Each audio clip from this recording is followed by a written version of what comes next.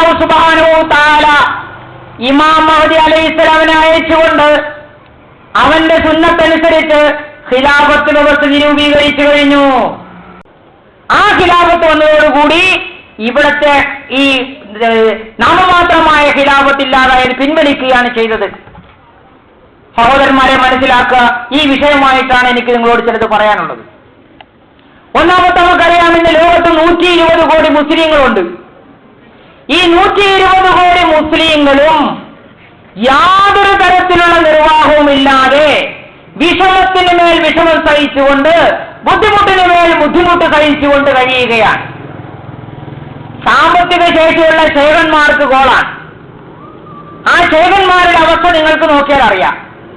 അവരുമായി ബന്ധപ്പെട്ട് നിൽക്കുന്ന നമ്മുടെ സമുദായത്തിലെ ഉന്നത വ്യക്തികൾക്കും കോളാണ്. അവർക്കും യാതൊരു തരത്തിലുള്ള വിഷമവുമില്ല.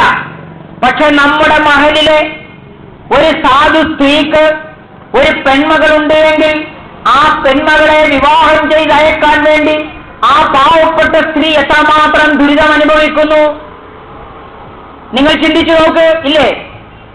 ഒരിക്കൽ എൻ്റെ അടുത്ത് ഒരു സ്ത്രീ വന്നു. അവരുടെ കയ്യിൽ ഒരു പള്ളി കമ്മിറ്റിയുടെ ലെറ്റർ പേഡ് എഴുതിയൊരു കത്തുണ്ട്. എനിക്ക് വളരെ വിഷമം തോന്നി. കാരണം ഒരു 65-70 വയസ്സുണ്ട് ആ സ്ത്രീക്ക്. അവർക്ക് നടക്കാൻ കഴിയുന്നില്ല. അവർ വേച്ചാണ് വരുന്നത്. അവസാനം ഞാൻ അവരെ പിടിച്ചിരുത്തി കഞ്ഞിവെള്ളമെല്ലാം കൊടുത്ത് അവസാനം അവരുടെ അടുത്ത് ചോദിച്ചു, ഉമ്മ എന്താണ് പ്രശ്നം? അപ്പൊ ആ സ്ത്രീ എൻ്റെ കയ്യിൽ ഈ കത്ത് തന്നു. നോക്കുമ്പോൾ ഒരു പള്ളി കമ്മിറ്റിയുടെ ലെറ്റർ പേഡിൽ സെക്രട്ടറി എഴുതി കൊടുത്ത കത്താണ്. എന്താണെന്നറിയുമോ? ഇവർക്കൊരു മകളുണ്ട്, അതിനെ വിവാഹം ചെയ്യണം, സാമ്പത്തികമായ ബുദ്ധിമുട്ടാണ്, അതുകൊണ്ട് എന്തെങ്കിലും സഹായം ചെയ്യണം. സഹോദരന്മാരെ, ഞാൻ നിങ്ങളോട് ചോദിക്കുകയാണ്, അബൂബക്കർ സിദ്ദീഖ് റളിയല്ലാഹു അൻഹു പോലെയുള്ള ഒരു ഖലീഫ ഇവിടെ ഉണ്ടായിരുന്നുവെങ്കിൽ അല്ലാഹുവിന്റെ റസൂലിന്റെ മേൽ സലാത്ത് ചെല്ലുന്ന ഈ ദരിദ്രയായ ഈ വൃദ്ധയായ ഈ സ്ത്രീക്ക് ഈ ഗതികേടുണ്ടാകുമായിരുന്നോ? ബൈത്തുൽ മാലിൽ നിന്ന് അവരുടെ പേരിൽ ട്രാസ്റ്റ് വരുമായിരുന്നില്ലേ? കാരണം ഖിലാഫത്ത് എന്ന് പറയുന്നത് നിസ്കരിപ്പിക്കാൻ പഠിപ്പിക്കൽ മാത്രമല്ല, സകാത്ത് കൊടുക്കാൻ പഠിപ്പിക്കൽ മാത്രമല്ല, നോമ്പ് പിടിപ്പിക്കാൻ പറയലല്ല, ഖുർആൻ ഓതാൻ പറയലല്ല, മുസ്ലിങ്ങളുടെ ഓരോ പ്രശ്നങ്ങൾക്കും പരിഹാരം കാണേണ്ട ഒരു ആത്മീയ പ്രസ്ഥാനമാണ് ഖിലാഫത്ത് വ്യവസ്ഥിതി. ഹസ്രത്ത് ഉമർ ഫാറൂഖ് റളിയല്ലാഹു തആല അൻഹു മദീനയിലെ തെരുവിലൂടെ രാത്രികാലങ്ങളിൽ ഇറങ്ങി സഞ്ചരിക്കുമായിരുന്നു. അങ്ങനെ ഒരിക്കൽ ഉമർ ഫാറൂഖ് റളിയല്ലാഹു അൻഹു ഒരു വീടിനരികിലൂടെ പോകുമ്പോൾ ഒരു സ്ത്രീ ഇരുന്നു കൊണ്ടിങ്ങനെ ഒരു പദ്യം ചൊല്ലുകയാണ്, അറബിയിൽ ഒരു കവിത ചൊല്ലുകയാണ്. അതിന്റെ സാരാംശം ഞാൻ പറയാം. എന്താണെന്നറിയുമോ? ഉമറിനെ പോലുള്ള ഒരു ഖലീഫ, എന്റെ ഭർത്താവ് ഇത്ര ദൂരെ 1 വർഷമായിട്ട് ഇസ്ലാമിന് സേവനം ചെയ്യുകയായിരുന്നു എന്ന് അറിഞ്ഞിരുന്നുവെങ്കിൽ തീർച്ചയായിട്ടും ഇതിനൊരു പരിഹാരം ഉണ്ടാകുമായിരുന്നു. അങ്ങനെ ഹദ്റത്ത് ഉമർ റളിയല്ലാഹു അൻഹു തന്റെ വീട്ടിലേക്ക് വരികയും പിറ്റേ ദിവസം തന്നെ സൈന്യർക്ക്, പട്ടാളക്കാർക്ക് 6 മാസം കൂടുമ്പോൾ വീട്ടിൽ നിർബന്ധമായും വരണമെന്ന് പറഞ്ഞുകൊണ്ട് ലീവ് പ്രഖ്യാപിക്കുകയും ചെയ്തു. അതാണ് ഖിലാഫത്ത്. ഒരിക്കൽ ഉമർ റളിയല്ലാഹു അൻഹു ഇങ്ങനെ പോകുമ്പോൾ ഒരു സ്ത്രീ തന്റെ മകളോട് പറയുകയാണ്, മോളെ ആ പാലിൽ കുറച്ച് വെള്ളം ചേർത്ത് കൊള്ളുക. അപ്പോൾ മകൾ പറഞ്ഞു, ഉമ്മ, ഉമറിന്റെ കീഴിലാണ് നമ്മൾ ജീവിക്കുന്നത്, ഉമർ ഇതറിഞ്ഞാൽ നമ്മുടെ തല കാണുകയില്ല. അപ്പോൾ ആ സ്ത്രീ പറഞ്ഞു, ഉമർ ഇവിടെ ഇല്ലല്ലോ എന്ന് പറഞ്ഞേ. ആ ഇവരറിഞ്ഞ് നേരിട്ട് കേട്ട ഉമർ ഉണ്ടാവുന്നു വീട്ടിലേക്ക് പോവുകയും അവിടെ ചെന്നിട്ട് തന്റെ മകനോട്, ഇന്ന വീട്ടിലൊരു പെൺകുട്ടിയുണ്ട്, ആ പെൺകുട്ടിയെ നീ വിവാഹം കഴിക്കണം, അവളെ സത്യസന്ധയാണ് എന്ന് പറഞ്ഞ് ആ പെൺകുട്ടിയെ വിവാഹം കഴിപ്പിച്ച ചരിത്രം ഇസ്ലാമിലുണ്ട്. അതാണ് ഖലീഫ. സാധാരണക്കാരായ മുസ്ലിങ്ങളുടെ വിഷമങ്ങൾ കണ്ടറിയുന്ന, സാധാരണക്കാരുടെ ബുദ്ധിമുട്ടുകൾ കണ്ടറിയുന്ന ഒരു ഖിലാഫത്ത് വ്യവസ്ഥിതി നമുക്ക് നഷ്ടപ്പെട്ടിട്ട് വർഷങ്ങൾ എത്രയായി. പക്ഷെ അല്ലാഹു സുബ്ഹാനഹു വ തആല ഇമാം മഹ്ദി മുഖേന ആ ഖിലാഫത്ത് വ്യവസ്ഥയിൽ നിങ്ങൾക്ക് തന്നിട്ട് നിങ്ങൾ അതിലേക്ക് എന്തുകൊണ്ട് ശ്രദ്ധിക്കുന്നില്ല? ഈ ഖിലാഫത്ത് സാധാരണ ഖിലാഫത്തല്ല. ഖിലാഫത്തിന്റെ പ്രവർത്തനം വളരെ ശക്തമാണ്. നിങ്ങൾക്കറിയാമോ, 1908 മിർസാ ഗുലാം മുഹമ്മദ് ഖാദിയാനി അലൈഹിസ്സലാം വഫാത്തായി. ചിലത് ഞാൻ നിങ്ങളെ കേൾപ്പിക്കാം. അതിന് അതിനുശേഷം ഒന്നാമത്തെ ഖിലാഫത്ത് രൂപീകൃതമായി. അല്ലാമ ഹക്കീം നൂർദി സാഹിബ് റളിയല്ലാഹു അൻഹു. തുടർന്ന് അഞ്ചാമത്തെ ഖിലാഫത്താണ് ഇപ്പോൾ നടക്കുന്നത്. ഖാദിയാനായിരുന്നു ഖിലാഫത്ത് കേന്ദ്രം. ഖലീഫ ഇരിക്കുന്ന കേന്ദ്രം ഖാദിയാനായിരുന്നു. 1913 ഹദരത്ത് ചൗധരി ഫത്തേഹ് മുഹമ്മദ് സാഹിബ് സിയാലിനെ ലണ്ടനിലേക്ക് പറഞ്ഞയച്ചുകൊണ്ട് ഇസ്ലാമിന്റെ സേവനം ചെയ്യാൻ, ഇസ്ലാമിന്റെ സന്ദേശം എത്തിക്കാൻ അദ്ദേഹത്തെ നിർദ്ദേശിച്ചു. 1913 അഹമ്മദിയ ഖിലാഫത്ത് രൂപീകൃതമായി കഴിഞ്ഞിരുന്നതെന്ന് പറഞ്ഞത് ലണ്ടനിൽ പോയി ക്രൈസ്തവ കോട്ടകളിൽ ഇസ്ലാമിന്റെ പ്രചാരണം നടത്തുക, അവിടെ മുസ്ലിങ്ങളെ ഉണ്ടാക്കുക, റസൂലുള്ളാഹിന്റെ മേൽ സലാത്ത് ചെയ്യുന്ന അവിടെ ഞാൻ കാണുന്നു, അതുകൊണ്ട് പോകാം എന്ന് പറഞ്ഞുകൊണ്ട് 1913 ഖാദിയാൻ കേന്ദ്രത്തിൽ നിന്ന് ഒരു മൗലവി, ഒരു മുബല്ലിഗ് ലണ്ടനിലേക്ക് പോയി. 1913 അതുപോലെ തന്നെ 1914 ലണ്ടനിൽ ദാറുൽ തബ്ലീഗ് സ്ഥാപിച്ചു, ഇസ്ലാമിക കേന്ദ്രം സ്ഥാപിച്ചു. ഖ്വാജ കമാലുദ്ദീൻ സാഹിബിന്റെ ഭവനത്തിലായിരുന്നു അതിന്റെ പ്രവർത്തനം ആരംഭിച്ചത്. നിങ്ങൾ ആലോചിക്കൂ, അബൂബക്കർ റളിയല്ലാഹുവിന്റെ കാലത്ത് ഖലീഫമാരെ പ്രചാരണത്തിന് വേണ്ടി മൗലവിമാരെ അയച്ചു, ഉമറിന്റെ കാലത്ത് അയച്ചു, റസൂലുള്ളാഹിന്റെ കാലത്ത് അയച്ചു, മുസൽമാൻ ഉമറിനെ മദീനയിലേക്ക് അയച്ചു. ഇല്ലേ? ഇവിടെയും ഖിലാഫത്ത് വന്നുകഴിഞ്ഞത് ലണ്ടനിലേക്ക്, ക്രൈസ്തവ കോട്ടയിലേക്ക് ഇസ്ലാമിക പ്രചാരണത്തിന് വേണ്ടി അഹമ്മദിയ ഖലീഫ മുബല്ലിഗിനെ അയക്കുകയായി. 1916 മൗലവി അബ്ദുറഹീം സാഹിബ് നെയ്യറിനെ വിദേശ രാജ്യങ്ങളുമായി എഴുത്തുകുത്തുകൾ നടത്തിയതിന്റെ ഫലമായിട്ട് നൈജീരിയയിലും സിറാലിയോണിലും നിരവധി ആളുകൾ ബൈഅത്ത് ചെയ്തു, ജമാഅത്തിൽ പ്രവേശിച്ചു. 1917 നൈജീരിയയിൽ ജമാഅത്ത് സ്ഥാപിച്ചു. 1920 അമേരിക്കയിൽ ജമാഅത്ത് സ്ഥാപിച്ചു. 1921 ഗോൾഡ് കോസ്റ്റുകളിൽ ജമാഅത്ത് സ്ഥാപിച്ചു. ഒരു വലിയ ലിസ്റ്റാണ് എന്റെ കയ്യിലുള്ളത്. ഇതൊന്നും വായിക്കാൻ ഇവിടെ സമയമില്ല. ഓരോ ഡേറ്റുമുണ്ട്, ആരെയൊക്കെ അയച്ചു, എവിടെയൊക്കെ പോയി, എന്തെല്ലാം ഇസ്ലാമിക സേവനങ്ങൾ ചെയ്തു, ഇസ്ലാമിന്റെ പ്രവർത്തനം ചെയ്തു. അങ്ങനെ ഇന്ന് ഈ ലിസ്റ്റ് അവസാനിക്കുമ്പോൾ 189 രാഷ്ട്രങ്ങളിൽ, കഴിഞ്ഞ വർഷം 4 പുതിയ രാഷ്ട്രങ്ങളിൽ കൂടി അഹമ്മദിയ ജമാഅത്ത് സ്ഥാപിക്കുകയുണ്ടായി. അങ്ങനെ 189 രാഷ്ട്രങ്ങളിലാണ് ഇന്ന് അഹമ്മദിയ ജമാഅത്ത് ഇസ്ലാമിക സേവനം നടത്തിക്കൊണ്ടിരിക്കുന്നത്. മുത്ത് മുഹമ്മദ് മുസ്തഫ സല്ലല്ലാഹു അലൈഹി വസല്ലം തിരുമേനിയുടെ ആ സന്ദേശത്തെ പ്രചരിപ്പിക്കുകയും റസൂലുള്ളാഹിന്റെ മേൽ സലാത്ത് ചെയ്യുന്നതിന് വേണ്ടി ക്രൈസ്തവരെ പ്രേരിപ്പിക്കുകയും ഇതിലേക്ക് കൊണ്ടുവരികയും ചെയ്തുകൊണ്ടിരിക്കുന്നത്. ഇത്ര സുന്ദരമായിരിക്കുന്ന ഒരു ഖിലാഫത്ത്, ഈ ഖിലാഫത്ത് എന്താ ചെയ്യുന്നത്? ഈ ഖിലാഫത്തിന്റെ വ്യവസ്ഥ ഞാൻ നേരത്തെ പറഞ്ഞ പോലെയാണ്. ഇതില് വിധവാ സംരക്ഷണത്തിനുള്ള ഏർപ്പാടുണ്ട്. കാരണം എന്തെന്നറിയാമോ? ഈ ഖിലാഫത്തിൽ ബൈത്തുൽ മാൽ രൂപീകരിച്ചു. ബൈത്തുൽ മാൽ എന്ന് പറയുന്നത് ഇസ്ലാമിക സാമ്പത്തിക വ്യവസ്ഥയാണ്. ഇസ്ലാമിക സാമ്പത്തിക വ്യവസ്ഥ എന്ന് പറയുന്നത് മാസത്തിൽ 2 തേങ്ങ വരിസംഖ്യയായിട്ട് കൊടുക്കലല്ല, അല്ലെങ്കിൽ 10 രൂപ കൊടുക്കലല്ല. ഓരോ അഹമ്മദിയും അവന്റെ വരുമാനത്തിന്റെ 16 കൊടുക്കുന്നുണ്ട്. ഓരോ അഹമ്മദിയും അവന്റെ വരുമാനത്തിന് 10 കൊടുക്കുന്നുണ്ട്. എന്നല്ല, ഓരോ അഹമ്മദിയും അവന്റെ വരുമാനത്തിന് 3 കൊടുക്കുന്നുണ്ട്. അതിന്റെ ഫലമായിട്ട് ബൈത്തുൽ മാൽ രൂപീകരിച്ചിരിക്കുന്നു. ഈ ബൈത്തുൽ മാലിൽ നിന്ന് വിധവകൾക്ക്, ഇപ്പൊ ഇവിടുത്തെ പ്രസിഡന്റ്, കോഴിക്കോട് ജമാഅത്തിന്റെ പ്രസിഡന്റ് എഴുതുകയാണ്, ഇവിടെ ഒരു സ്ത്രീയുടെ ഭർത്താവ് വഫാത്തായി പോയിരിക്കുന്നു, അവരെ നോക്കാൻ ആരുമില്ല എന്ന് പറഞ്ഞുകൊണ്ട് ഇവിടുന്ന് പ്രസിഡന്റ് കത്തെഴുതി കഴിഞ്ഞാൽ അടുത്ത മാസം മുതൽ ഈ ഖിലാഫത്തിൽ നിന്ന് അവർക്ക് സ്റ്റൈഫൻഡ് അവരുടെ വീട്ടിലേക്ക് വരുന്നു. ആരും അറിയുന്നില്ല എങ്ങനെ ജീവിക്കുന്നു എന്നുള്ളത്. അതുകൊണ്ട് ഇന്ന് കേരളത്തിൽ 55 ജമാഅത്തുകളുണ്ട്. ഈ 55 ജമാഅത്തുകളിലും ഒരു ഭിക്ഷക്കാരനായ അഹമ്മദികളെ നിങ്ങൾക്ക് കാണാൻ സാധ്യമല്ല. ഞാൻ ചലഞ്ചോടുകൂടി പറയുകയാണ്, ഏതെങ്കിലും 1-2 മാനസിക രോഗികളായ ആളുകൾ ആരെങ്കിലും ഒന്ന് വരുന്നുണ്ടെങ്കിൽ അവരിൽ നിന്ന് വിട്ടിട്ട് ഞാൻ പറയുകയാണ്. കാരണം അവർ പറഞ്ഞിട്ടും കാര്യമില്ല, അവരെ ഉപദേശിച്ചിട്ടും കാര്യമില്ല, മാനസിക രോഗമാണ്. അങ്ങനെ 1-2 വ്യക്തികൾ ഉണ്ട് എന്നുള്ളത് എനിക്കറിയാം, അതുകൊണ്ട് ഞാൻ പറയാം. പക്ഷേ വേറെ ഓരോരുത്തരെയും കൈനീട്ടി നടക്കുന്നവരെ നിങ്ങൾ കാണുകയില്ല. ഇതായിരുന്നു റസൂൽ കരീം സല്ലല്ലാഹു അലൈഹി വസല്ലം പഠിപ്പിച്ചത്. മുസ്ലിങ്ങൾ ആരും തണ്ടാൻ പാടില്ല, ഭിക്ഷയാചിക്കാൻ പാടില്ല എന്നുള്ള നിയമം കൊണ്ടുവന്നുകൊണ്ട് ഇസ്ലാമിക സ്റ്റേറ്റ്, ഇസ്ലാമിക ഭയം അവർക്കുള്ള ഏർപ്പാടുകൾ ചെയ്തു. വീടില്ലാത്തവരെ വീട് വെച്ചു കൊടുക്കണമെന്ന് പറഞ്ഞുകൊണ്ട് ബുയൂത്തുൽ ഹംദ് ആരംഭിച്ചു. സാധുക്കളായ ആളുകൾക്ക് വീട് വെച്ചു കൊടുക്കണം. കുട്ടികളുടെ വിദ്യാഭ്യാസം, ഒരൊറ്റ ആമതി കുട്ടി പോലും സാമ്പത്തിക ബുദ്ധിമുട്ടുകൊണ്ട് പഠനം നിർത്താൻ പാടില്ല. +2 വരെ പഠിച്ചിരിക്കണം. 80% മാർക്ക് കൂടുതൽ വാങ്ങുന്ന കുട്ടിക്ക് ഖലീഫ നേരിട്ട് സ്കോളർഷിപ്പ് നിശ്ചയിച്ചു. ഇതെല്ലാം വിദ്യാഭ്യാസ മേഖലയാണ്. എന്ന് മാത്രമല്ല സാധു പെൺകുട്ടികളെ വിവാഹം കഴിച്ചയക്കണം. അവർക്ക് അതിന് സാമ്പത്തികമായ ബുദ്ധിമുട്ടുകളുണ്ട്. അതിനുവേണ്ടി ഷാദി ഫണ്ട് എന്ന രീതിയിൽ ഖിലാഫത്ത് ഒരു ഫണ്ട് രൂപീകരിച്ചുകൊണ്ട് സാധുക്കളായ സ്ത്രീയുടെ വിവാഹം ഇവിടെ നടക്കുന്നു.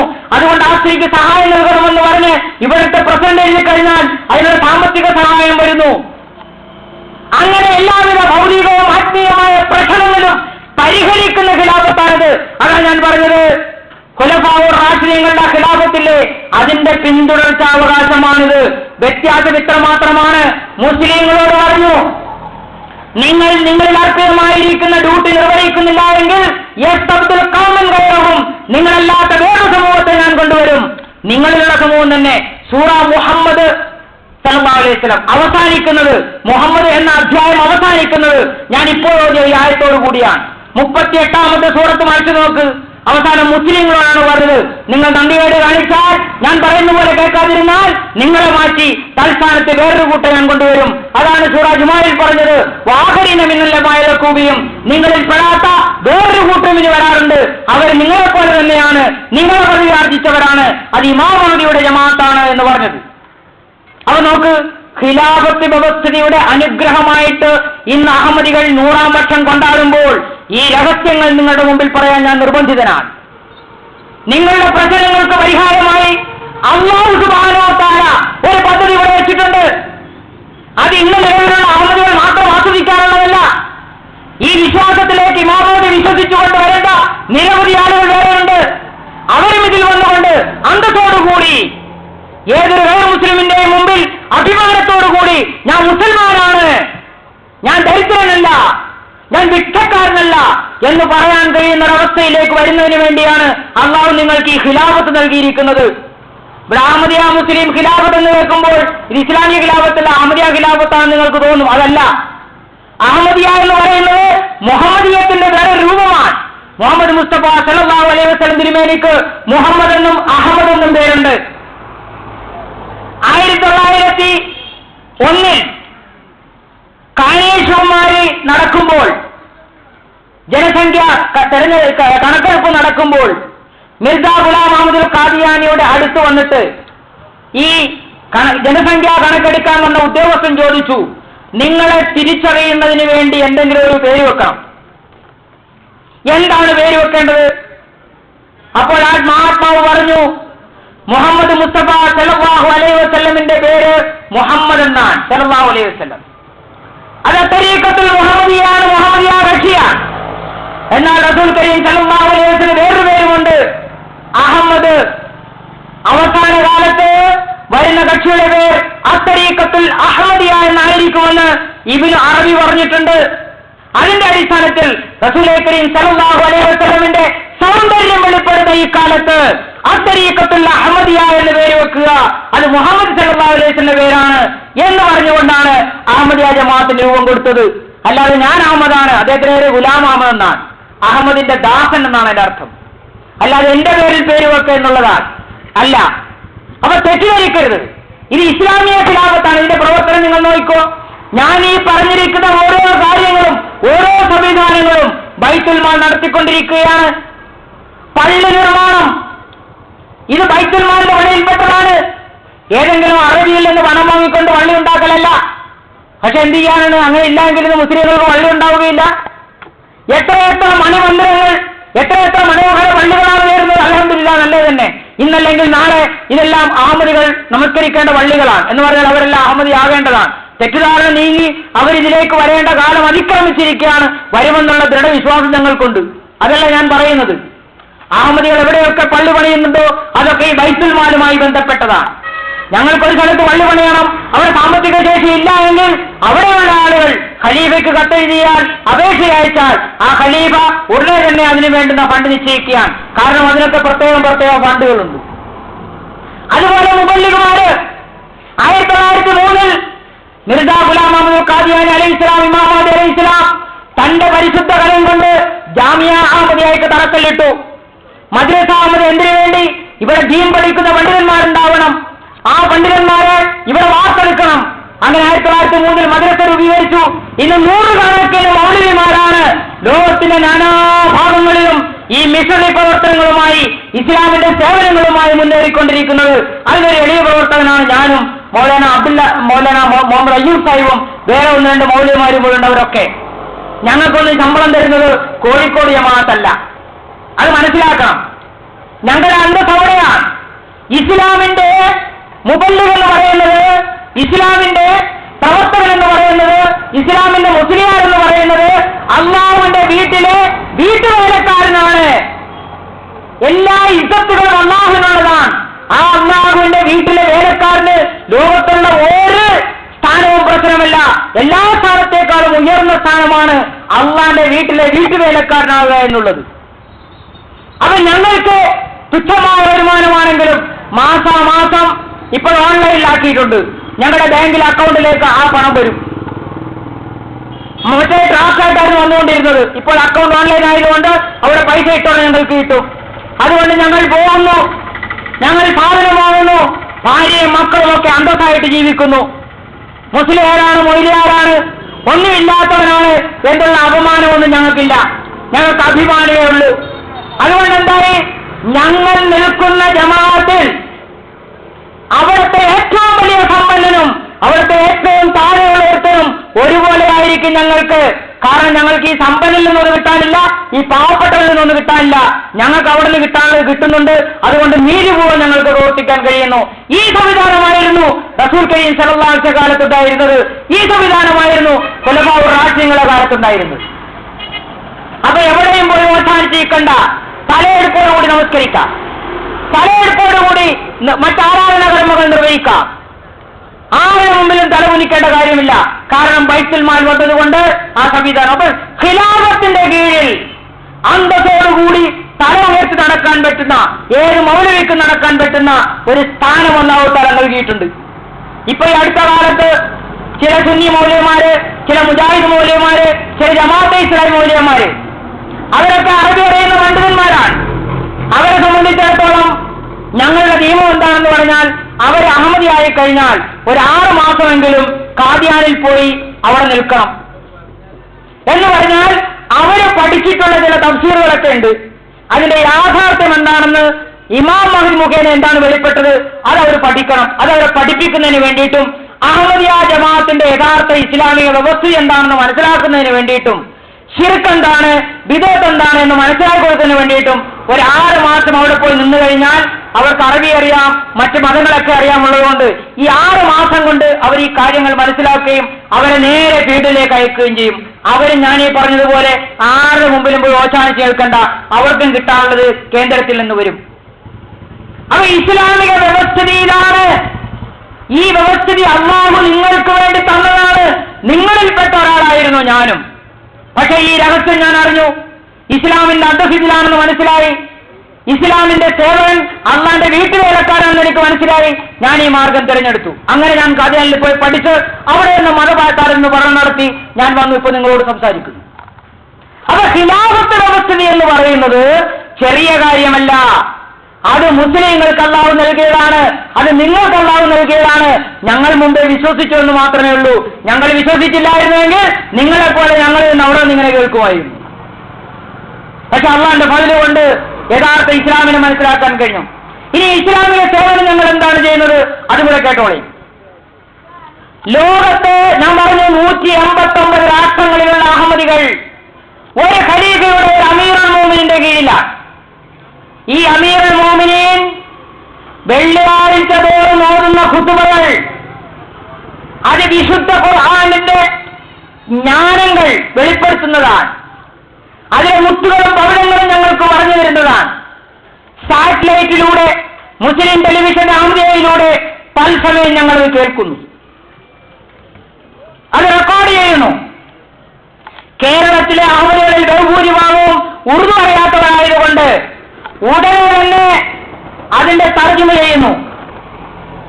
അല്ലാഹുവിന്റെ ഫضل കൊണ്ട് ആ ഖുതുബകൾ തർജ്ജമ ചെയ്യാനുള്ള ഭാഗ്യം ഈ അവസരത്തിൽ എനിക്കാണ് കിട്ടിക്കൊണ്ടിരിക്കുന്നത്. കണ്ണൂരാണ് ഞാൻ താമസിക്കുന്നത്. തർജ്ജമ ചെയ്ത് കഴിഞ്ഞാൽ ഉടനെ തന്നെ DTP എടുത്ത് വാട്സപ്പ് പ്രസിൽ അച്ചടിച്ച് എല്ലാ ജമാഅത്തുകളിലും അത് വിതരണം ചെയ്യുന്നു. തൊട്ടടുത്ത വെള്ളിയാഴ്ച എല്ലാ അഹമ്മദിയ പള്ളികളിലും വായിക്കപ്പെടുന്ന ഖുതുബ കഴിഞ്ഞ ആഴ്ചത്തെ ഖുതുബയായിരിക്കും, അതിന്റെ പരിഭാഷയായിരിക്കും. കൂടാതെ പല സ്ഥലങ്ങളിലും ഈ തത്സമയ ഖുതുബകൾ പരിഭാഷ ചെയ്യാനുള്ള ഏർപ്പാടുകളും ഉണ്ടാക്കിയിട്ടുണ്ട്. അപ്പൊ എന്താണ് ഖലീഫ പറയുന്നത്? അത് ലണ്ടനിലാവട്ടെ, മൊറീഷ്യസിലാവട്ടെ, ഇന്തോനേഷ്യയിലാവട്ടെ, നൈജീരിയയിലാവട്ടെ, തത്സമയം എന്താണ് ഖലീഫ ഞങ്ങളോട് പറയുന്നത്? ഈ ആഴ്ച നിങ്ങൾ എന്ത് ചെയ്യണം? ഈ ലോകത്തെന്തെല്ലാം സംഭവങ്ങൾ നടന്നു, അഹമ്മദിയെ മാത്രമേ ബാധിക്കുന്നുണ്ടെല്ലാം പ്രശ്നങ്ങൾ നടന്നു, അതെല്ലാം ആ ഖുതുബയിൽ വിവരിക്കപ്പെടുകയാണ്. അതൊക്കെ ഞങ്ങൾ കേൾക്കുകയാണ്, അത് ഞങ്ങളുടെ സഹോദരന്മാർക്ക് എത്തിച്ചു കൊടുക്കുകയാണ്. മനസ്സിലായോ ഇസ്ലാമിക പ്രവർത്തനം? അബൂബക്കർ റളിയല്ലാഹു അൻഹു ജീവിച്ചിരുന്നുവെങ്കിൽ മദീനയിലോ മക്കയിലോ ഇരുന്നോ ഖുതുബ ഓതിക്കഴിഞ്ഞാൽ ഈ ആധുനിക കാലത്ത് നിങ്ങൾ ആ ശബ്ദം കേൾക്കുമായിരുന്നു, ഞാൻ ആ ശബ്ദം കേൾക്കുമായിരുന്നു, ഉമറിന്റെ ശബ്ദം നമ്മൾ കേൾക്കുമായിരുന്നു, ഇല്ലേ? എന്നാൽ ഇന്ന് എണ്ണപ്പണത്തിന്റെ കൊടുപ്പേര് നടക്കുന്ന അറബികൾ എത്രയോ ഉണ്ടായിട്ടും അവർക്ക് നേതാവില്ലാത്തത് കൊണ്ട് ഏത് അമീറുൽ മോമിനീൻ, ഏത് ഖലീഫയാണ് നിങ്ങളെ ഉപദേശിക്കുന്നത്? ഏത് അമീറുൽ മോമിനീനാണ് നിങ്ങൾ വിളിച്ചു പറയുന്നത് അത് ചെയ്യരുത്, ഇത് ചെയ്യാൻ? ആരെങ്കിലും പറയുന്നുണ്ടോ? ഇല്ല. അബൂബക്കർ ഉണ്ടായിരുന്നെങ്കിൽ ഇത് സംഭവിക്കില്ല. അബൂബക്കർ റളിയല്ലാഹു ഉണ്ടായിരുന്നെങ്കിൽ ഈ ഗൾഫ് യുദ്ധം ഉണ്ടാകുമായിരുന്നില്ല, ഈ അഫ്ഗാനിസ്ഥാനിൽ അമേരിക്ക ഇടപെടുമായിരുന്നില്ല, ഈ ഇറാഖിൽ അമേരിക്ക ഇടപെടുമായിരുന്നില്ല, ഇവന് സുഹാദയുടെ കാലുവെക്കുമായിരുന്നില്ല. ചിന്തിച്ചു നോക്കിയേ, ഇസ്ലാമിന്റെ ഖലീഫമാർ ആരുടെയെങ്കിലും കാലഘട്ടത്തിൽ ഇത്തരം അക്രമങ്ങൾ നടന്നിട്ടുണ്ടോ? ഇന്നും സൗദി അറേബ്യയിൽ അമേരിക്കൻ പട്ടാളമല്ലേ വിലസുന്നത്? മക്കയിലും മദീനയിലും യാതൊരു കൂസലുമില്ലാതെ നടക്കുന്നത്? ഒരു ചെറുവിരലെണ്ണക്കാൻ 57 മുസ്ലിം രാഷ്ട്രങ്ങൾക്ക് കഴിയുന്നുണ്ടോ? എന്തുകൊണ്ട് കഴിയുന്നില്ല? വിളിച്ചു കൂട്ടാൻ ആളില്ല. എപ്പോഴെങ്കിലും ഒരു മുസ്ലിം ഉച്ചകോടി വരുന്നാൽ അതിലും തള്ളിത്തെറി പിരിയുകയാണ് ചെയ്യുക, തീരുമാനമെടുക്കാൻ ആളില്ല. അപ്പൊ സാധാരണക്കാരായ മുസ്ലിങ്ങൾ ചിന്തിക്കണം, ഇതെന്തുകൊണ്ടുണ്ടായി? അമീറുൽ മോമിനീൻ എന്ന് വിളിക്കാൻ നിങ്ങൾക്ക് ആഗ്രഹമില്ലേ? ഖലീഫ എന്ന് വിളിക്കാൻ നിങ്ങൾക്ക് ആശയില്ലേ? അല്ലേ മോമിനീങ്ങളുടെ നേതാവേ എന്ന് വിളിച്ചുകൊണ്ട് എനിക്ക് വേണ്ടി പ്രാർത്ഥിക്കണമേ എന്ന് അപേക്ഷിക്കാൻ നിങ്ങൾക്ക് ആഗ്രഹമില്ലേ? അബൂബക്കർ, ഉമർ, ഉസ്മാൻ ഉണ്ടായിരുന്നെങ്കിൽ നിങ്ങൾ ചെയ്യുമായിരുന്നില്ലേ? അതൊക്കെ പോയി കഴിഞ്ഞപ്പോൾ അല്ലാഹു ഇമാം ഒരു മുഖേന വീണ്ടും ഖിലാഫത്ത് നൽകുന്നത് നമുക്കാണ്. നമുക്ക് ഒരുമിച്ചിട്ട് അതിനു വേണ്ടി സേവനം ചെയ്യേണ്ടതുണ്ട്. ആ ഖലീഫയുടെ പ്രവർത്തനങ്ങൾ വളരെ ശക്തമാണ്. അതിന് ഉദാഹരണം ഞാൻ പറയാം. 3 ചാനലുകളാണ് അഹമ്മദികൾ നടത്തുന്ന ലോകത്ത്, 3 ചാനലുകൾ. മുസ്ലിം ടെലിവിഷൻ അഹമ്മദിയ, നിങ്ങൾക്കും അത് കിട്ടും, പക്ഷെ ഡിഷ് വെക്കണമെന്ന് മാത്രം. കാരണം ഞങ്ങൾ പല കേബിൾ ടി വിക്കാരുമായിട്ട് സംസാരിച്ചു നോക്കി. ചില കേബിൾ ടി വി ചാനലുകാർ അത് ഇടുകയും ചെയ്തു. പക്ഷേ മുസ്ലിം ഭൂരിപക്ഷത്തിന്റെ പ്രതികരണം കാരണം, അവരുടെ പ്രതിഷേധം കാരണം അവരെ നിർത്തുകയാണ് ചെയ്തത്. പണ്ഡിതന്മാർ സംഘടിച്ചുകൊണ്ട് അവരുടെ മേൽ സമ്മർദ്ദം ചെലുത്തി നിർത്തിക്കുകയാണ് ചെയ്തത്. അല്ലെങ്കിൽ നിങ്ങളുടെ വീട്ടിലും കിട്ടുമായിരുന്നു. ഞങ്ങൾ എന്ത് ചെയ്യാനാണ്? ആ 3 ചാനലുകൾ എന്താ ഉള്ളത്? ഒരു സിനിമയില്ല, ഒരു സീരിയലില്ല, ഒരു തബലയുടെ ശബ്ദമില്ല, ഒരു ഹാർമോണിയത്തിന് ശബ്ദമില്ല, ഒരു പാട്ടില്ല, ഒരു കൂട്ടില്ല, ഒരു റിയാലിറ്റി ഷോ ഇല്ല, ഒരു ഗന്ധർവ സംഗീതമില്ല, ഒന്നുമില്ല. ഉള്ളതെന്താണ്? വിശുദ്ധ ഖുർആന്റെ തനതായ രൂപം ജനങ്ങൾക്ക് പറഞ്ഞു കൊടുക്കുന്നതിന് വേണ്ടി അതിന്റെ ജ്ഞാന നിർദ്ധരികൾ വെളിയിലേക്ക് വരുന്നു. അതിലൂടെ ഇമാം മഹ്ദി അലൈഹിസ്സലാമിന്റെ വിശുദ്ധ ഖുർആന്റെ തഫ്സീറുകൾ അത്യന്താധുനിക ലോകത്തിലെ ഇലക്ട്രോണിക് യുഗത്തിലെ കാര്യങ്ങൾ വിശദീകരിച്ചുകൊണ്ട് വിശുദ്ധ ഖുർആന് നൽകുന്ന അർത്ഥങ്ങൾ, നബി കരീം സല്ലല്ലാഹു അലൈഹി വസല്ലമയുടെ ഹദീസ് പാഠങ്ങൾ, ഇസ്ലാമിന്റെ ചരിത്രങ്ങൾ, ക്രൈസ്തവർ ഇസ്ലാമിനെതിരെ ഉന്നയിക്കുന്ന ആക്ഷേപങ്ങൾക്ക് മറുപടി, റസൂൽ കരീം സല്ലല്ലാഹു അലൈഹി വസല്ലമയുടെ മദഹിൽ ചെല്ലുന്ന പദ്യങ്ങൾ, അല്ലാഹുവിനെ സ്തുതിച്ചുകൊണ്ട് ചെല്ലുന്ന പദ്യങ്ങൾ, പിന്നെ ചില സ്ത്രീകൾക്കുള്ള പരിപാടികൾ, വസ്ത്രം തുന്നല്, കറിവെക്കല്, അതൊക്കെ അത് വളരെ ഇതിനു വേണ്ടിയിട്ട്. പക്ഷേ മ്യൂസിക്കോ പാട്ടോ കൂത്തോ ഒന്നുമില്ല. അങ്ങനെ 3 ചാനലുകൾ നടത്തുന്നു. ഇതിലൊരു പരസ്യം നിങ്ങൾക്കില്ല. ഈ 3 ചാനലുകളിലും ഒരു പരസ്യം നിങ്ങൾക്ക് കാണാൻ സാധ്യമല്ല. ഇന്ന് 100കണക്കിന് ചാനലുകൾ ലോകത്തുണ്ട്. ഈ ചാനലുകളെല്ലാം നിലകൊള്ളുന്നത് പരസ്യത്തിന്റെ അടിസ്ഥാനത്തിലാണ്.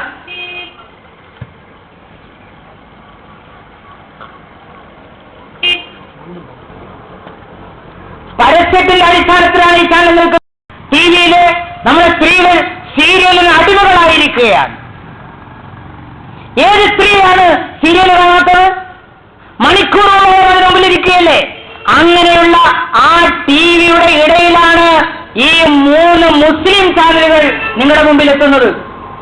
റസൂൽ കരീം സല്ലല്ലാഹു അലൈഹി വസല്ലം പറയുകയുണ്ടായി, ഓരോ മനുഷ്യന്റെയും നാടിഞരമ്പുകളിലൂടെ രക്തമൊഴുകുന്നത് പോലെ ശൈത്താൻ ഒഴുകിക്കൊണ്ടിരിക്കുകയാണ്.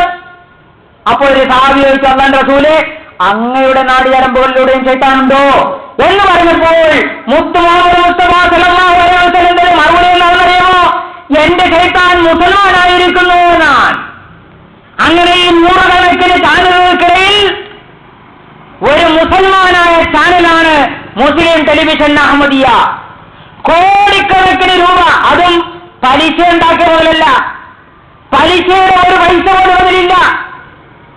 ഈ നിസ്സഹായരും നിരാലംബരും ദരിദ്രരുമായിരിക്കുന്ന അഹമ്മദികൾ തങ്ങളുടെ കഴിവിന്റെ പരമാവധി അല്ലാഹുവിന്റെ ദീനിന് വേണ്ടി സംഭാവന ചെയ്യുന്ന ആ പണം കൊണ്ടാണ് ഈ ചാനൽ നടക്കുന്നത്. ആ മുസൽമാൻ ചാനൽ നിങ്ങൾക്ക് വേണ്ട. കേബിൾ ടിവിക്കാരോട് പറയുന്നു, അത് വേണ്ട, അത് ശൈത്താനാണ്, അത് നമ്മുടെ വീട്ടിൽ വരാൻ പാടില്ല. കാരണം നല്ല കാര്യം ഇഷ്ടപ്പെടില്ലല്ലോ, നല്ല കാര്യം ഇഷ്ടപ്പെടുകയില്ല. എല്ലാവർക്കും ഇഷ്ടം ചീത്തയായിട്ടുള്ളതാണ്. ഇപ്പൊ ഉദാഹരണത്തിന് ഒരു സ്കൂളിൽ ഒരു അധ്യാപകൻ വന്നില്ല എന്ന് പറഞ്ഞാൽ ആ സ്കൂളിലെ കുട്ടികൾക്ക് എന്ത് സന്തോഷമായിരിക്കും. അധ്യാപകൻ വരുന്നത് പഠിപ്പിക്കുന്നതിന് വേണ്ടിയിട്ടാണ്, കുട്ടികൾക്ക് അറിവ് പകർന്നു കൊടുക്കുന്നതിന് വേണ്ടിയിട്ടാണ്. അതിന് ഗവൺമെന്റ് ശമ്പളം കൊടുക്കുന്നതാണ്, അല്ലെ മാനേജ്മെന്റ് ശമ്പളം കൊടുക്കുന്നതാണ്, നമ്മളതിന് ഫീസ് കൊടുക്കുകയാണ്. പക്ഷെ അധ്യാപകൻ വന്നില്ല എന്ന് പറഞ്ഞാൽ കുട്ടിക്ക് വലിയ സന്തോഷമാണ്. അതുപോലെ ഹെഡ് മാസ്റ്റർ വന്നിട്ടില്ല എന്ന് പറഞ്ഞാൽ അതിലേറെ സന്തോഷമാണ്. അപ്പൊ ഹെഡ് മാസ്റ്ററും സ്കൂൾ ടീച്ചറും ഒക്കെ കുട്ടികളുടെ ഉന്നമനത്തിന് വേണ്ടി, അവരെ അറിവ് പഠിപ്പിക്കുന്നതിന് വേണ്ടിയിട്ടാണ് സ്കൂളിൽ വരുന്നത്. അവർ വരുന്നില്ല എന്ന് പറഞ്ഞാൽ നമ്മുടെ ആൾക്കാർക്കും കുട്ടികൾക്കും നല്ല സന്തോഷം. എന്ന് പറഞ്ഞ പോലെ നല്ല സാധനം എന്തെങ്കിലും വരുന്നവരാണ് നമുക്ക് വേണ്ട. നമുക്ക് ഈ ദുഷിച്ചു നാറിയ സാധനങ്ങളൊക്കെ മതി. ഈ ലൈംഗിക അരാജകത്വം വരുത്തുന്ന ഈ ചാനലുകളാണ് നമ്മൾ ഇഷ്ടപ്പെടുന്നത്. പക്ഷേ ഈ ചാനലിന്റെ പ്രസക്തി എന്താണെന്നറിയാവോ? ഈ 3 ചാനലിൽ ഒരു ചാനൽ അൽ അറബിയ ചാനലാണ്, മുസ്ലിം ടെലിവിഷൻ അഹമ്മദിയ അൽ അറബിയ. ഇതിപ്പോ 3 മാസം മുമ്പാണ് തുടങ്ങിയത്. അത് തുടങ്ങിയത് എന്താണെന്ന് പറഞ്ഞാൽ അറബി പാദ്രിമാര് മുഹമ്മദ് മുസ്തഫ സല്ലല്ലാഹു അലൈഹി വസല്ലം തിരുമേനിക്കെതിരിൽ ശക്തമായ ആക്ഷേപം ഉന്നയിക്കാൻ തുടങ്ങി. നഊദുബില്ലാ ശ്രീലംബനാണ്, നഊദുബില്ലാ വാളുകൊണ്ടാണ് ഇസ്ലാം പരത്തിയത് എന്നൊക്കെ പറഞ്ഞിട്ട്. ഇപ്പോഴെന്താ ഈ കഴിഞ്ഞ ഖുത്ബയിൽ അമീറുൽ മോമിനീൻ ഹസ്രത്ത് മിർസ മസൂർ അഹമ്മദ് സാഹിബ് തന്റെ ഖുത്ബയിലൂടെ ഞങ്ങളെ അറിയിച്ചു. എന്താ പറയുന്നത് നിങ്ങൾ അറിഞ്ഞിട്ടുണ്ടോ? അത് ഡെൻമാർക്കിൽ വീണ്ടും റസൂലുള്ളാഹിക്കെതിരെ ആക്ഷേപം ഉന്നയിച്ചുകൊണ്ട് പത്രം പ്രസിദ്ധീകരിച്ചിരിക്കുന്നു. 5-6 മാസം മുമ്പ് ഉണ്ടായിരുന്നു. ഇപ്പൊ ഖലീഫ കഴിഞ്ഞ ഖുത്ബയിൽ പറഞ്ഞതാണ്, ഡെൻമാർക്കിൽ പ്രശ്നമുണ്ടായ ഉടനെ തന്നെ നമ്മൾ ആ പത്രവുമായി ബന്ധപ്പെട്ടു, എഡിറ്ററെ കണ്ടു, അവരുടെ സ്ഥാപനവുമായി ബന്ധപ്പെട്ടു, അത് പിൻവലിക്കണമെന്ന് പറഞ്ഞു, അവർ പിൻവലിക്കാമെന്ന് പറഞ്ഞു. അഹമ്മദികളുടെ ഇസ്ലാമിക സ്വാധീനം അതാണ്. അവർ അങ്ങനെയാണ് പ്രവർത്തിക്കുന്നത്. അല്ലാതെ കാള വെച്ചു എന്ന് കേട്ടുടനെ തന്നെ കയറെടുക്കുന്ന സ്വഭാവക്കാരല്ല. ഖിലാഫത്തതാണ് ക്ഷമ കൈക്കൊള്ളുക. പശുവാണോ കാളയാണോ പ്രസവിച്ചെന്നറിയാതെ പെട്ടെന്ന് തന്നെ കയറെടുക്കുന്ന സ്വഭാവമാണ് ഇന്നുള്ളത്. എവിടെയെങ്കിലും ഒരു മുസൽമാനെ കൊന്നു കേട്ടാൽ ഇവിടെ പറഞ്ഞ പത്തെണ്ണത്തെ വേറെ കൊല്ലുക, ഇവിടെ അതിനെ കൊന്നാൽ അവരെ കൊല്ലുക, എന്നിട്ട് അവിടെ നിന്ന് വേറെ അടി ഇങ്ങോട്ട് വാങ്ങുക, ഇവിടുന്ന് വേറെ അടി അങ്ങോട്ട് കൊടുക്കുക. ഇങ്ങനെ തമ്മിത്തല്ലിച്ചാകുന്ന കാലത്തിലേക്ക് പോയിക്കൊണ്ടിരിക്കുകയാണ്. കാരണം എന്ത്? പറഞ്ഞു കൊടുക്കാൻ ആളില്ല. മോനെ പോകരുതേ, അതിനുവേണ്ടി പോകരുത്, നിങ്ങളുടെ രക്തമാണ്, ഇസ്ലാമിന്റെ രക്തമാണ്, അത് ഇസ്ലാമിന് ആവശ്യമുണ്ട് എന്ന് പറഞ്ഞു കൊടുക്കാൻ ആളില്ല. ഒരു നിസാര സംഭവം ഞാൻ പറയട്ടെ. നമ്മൾ ഇവിടെ നിന്ന് ഹാജിമാരെ കൊണ്ടുപോകാറുണ്ട് ഹജ്ജിന് വേണ്ടി. ഹജ്ജിന് കൊണ്ടുപോകുമ്പോൾ ആദ്യം നൽകേണ്ട പാഠം എന്താണ്? ആ പാഠം ഒരു ഉസ്താദന്മാരും ഒരു മൗലവിമാരും ഈ ഹാജിമാർക്ക് കൊടുക്കുന്നില്ല എന്നാണ് എനിക്ക് തോന്നുന്നത്.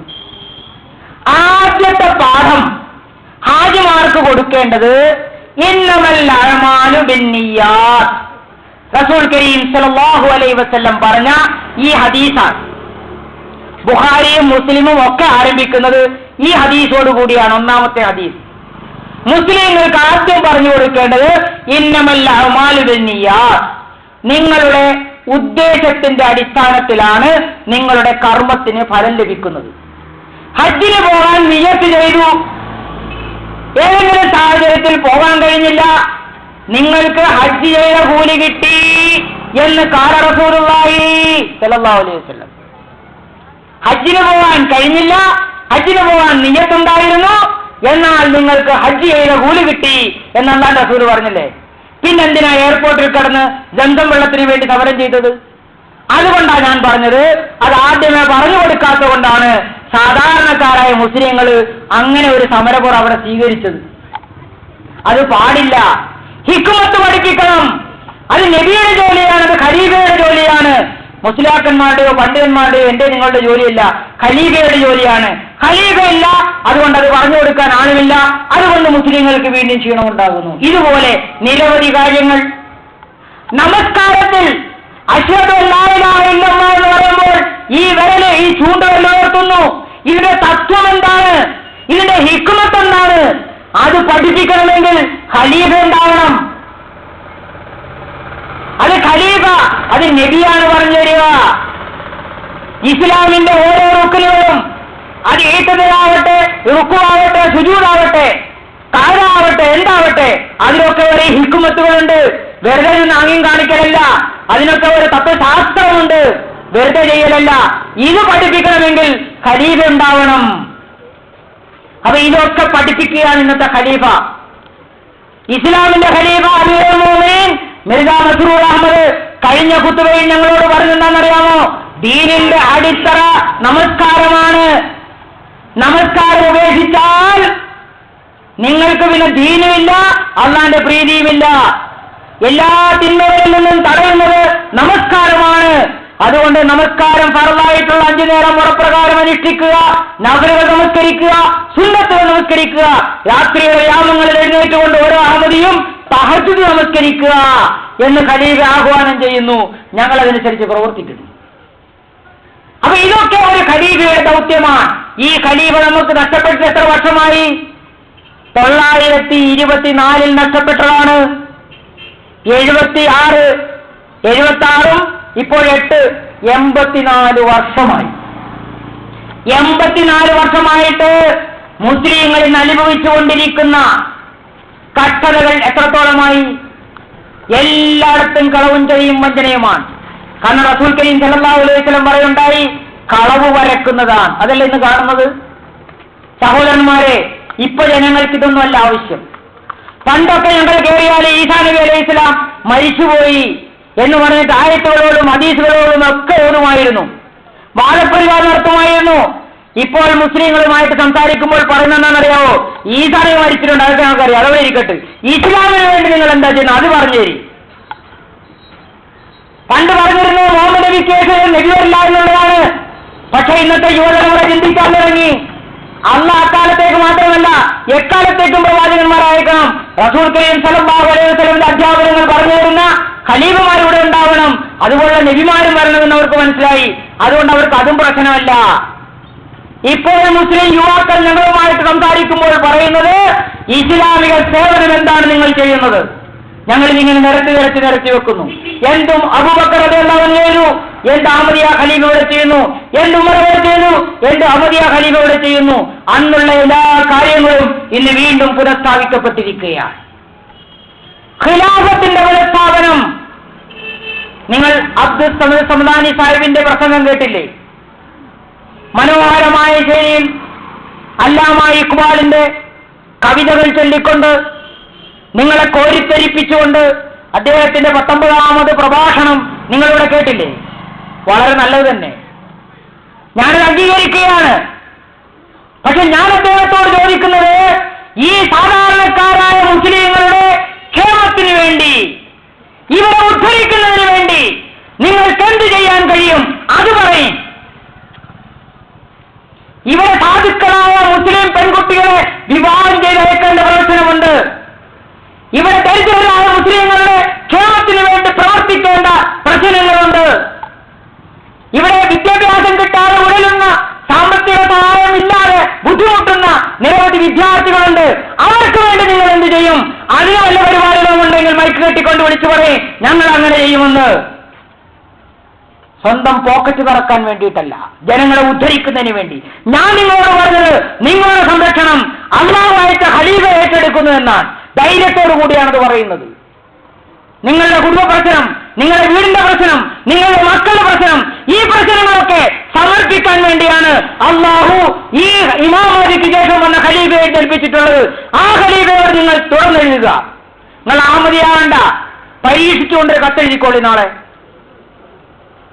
ഖലീഫത്തുൽ മസീഹ് അല്ലെങ്കിൽ Mirza Masroor Ahmad, London mosque, SW18 5QL London എന്ന് മാത്രം എഴുതിയാൽ മതി, അദ്ദേഹത്തിന് കിട്ടും.